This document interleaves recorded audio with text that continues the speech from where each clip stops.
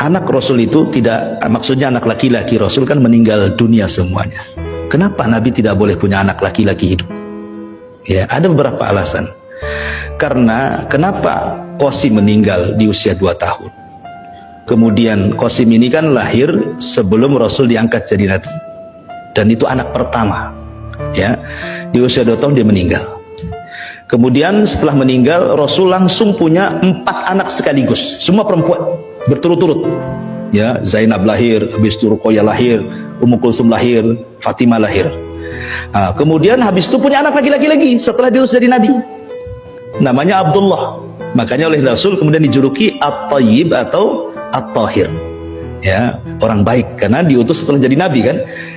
Tapi sayang, belum genap 2 tahun disusui, meninggal. Sedih Khadijah. Sebab itulah kemudian Rasul sedih, makanya kemudian Khadijah mengambil anak angkat namanya Zaid ibn Harithah untuk mengobati Rasul juga kan, karena anak laki-lakinya meninggal semua. Maka dicarikan budak namanya Zaid ibn Harithah, diangkatlah jadi anak angkat sebagai ganti daripada putra-putra beliau yang meninggal gitu ya. Kemudian di akhir hidup Rasul, Allah takdirkan punya anak lagi, tapi bukan dari Khadijah. Khadijah sudah meninggal kan itu ya. Ini kan sudah hijrah, dan itu di akhir-akhir kehidupan beliau, dari Maria budaknya yang dihadiahi oleh Muqawqis Raja Mesir kepada Nabi, namanya Maria Qibtiyah. Digauli Rasul, punya anak namanya Ibrahim. Baru setahun 6 bulan meninggal juga Ibrahim. Pertanyaannya, kenapa anak-anak laki-laki Nabi harus meninggal semua? Kata para ulama, sebab kebiasaan para Nabi itu, kalau punya anak hidup sampai besar pasti akan mewarisi para jadi Nabi. Pasti jadi pewaris Nabi. Ibrahim punya anak Ishak jadi Nabi. Punya anak Ismail jadi Nabi.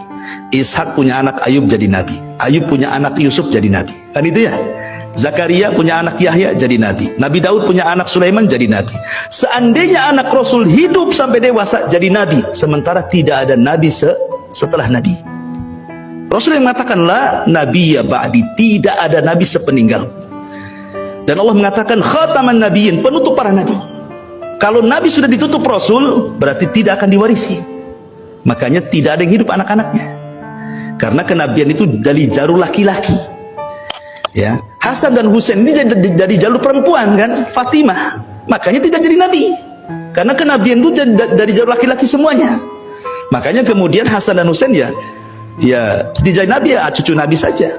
Kemudian alasan yang kedua, kata para ulama, kalau seandainya anak Nabi ada yang sampai dewasa gitu ya, maka akan terjadi pengkultusan. Ya kan? Sekarang aja keturunan Nabi banyak yang dikultuskan, ya kan? Habaib-habaib itu ya. Ya, kadang-kadang terlalu orang mengkultuskan gitu ya. Padahal yang membedakan orang dan kemuliaan itu adalah takwa. Takwa seseorang kepada Allah Azza wa Jalla. Lah, Rasul itu pernah menggendong Hasan dan Husain.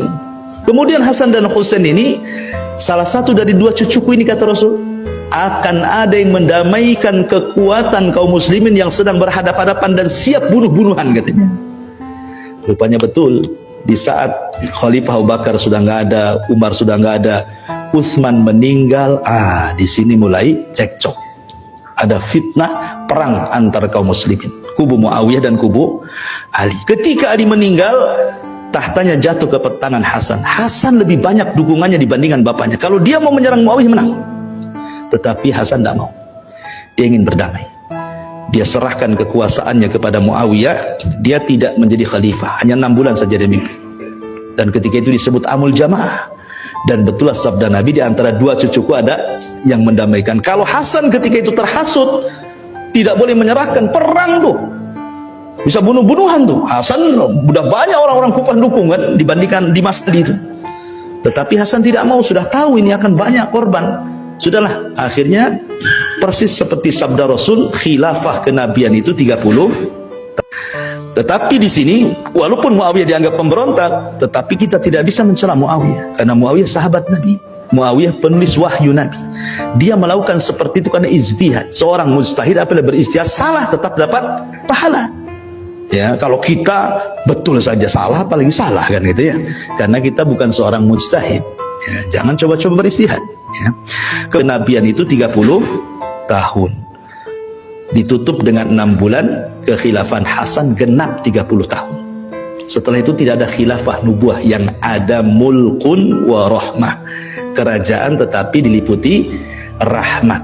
Nah, raja pertama inilah Muawiyah bin Abi Sufyan.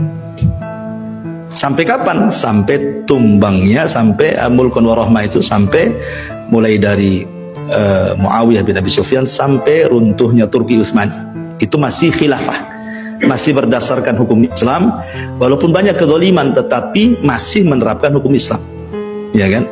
Baru setelah khilafahnya Utsman, baru sudah kekuasaannya sudah banyak kezaliman, diktator dan begitu seterusnya, dan nanti di akhir zaman lah khilafah nubuah itu akan muncul ketika munculnya Imam Mahdi.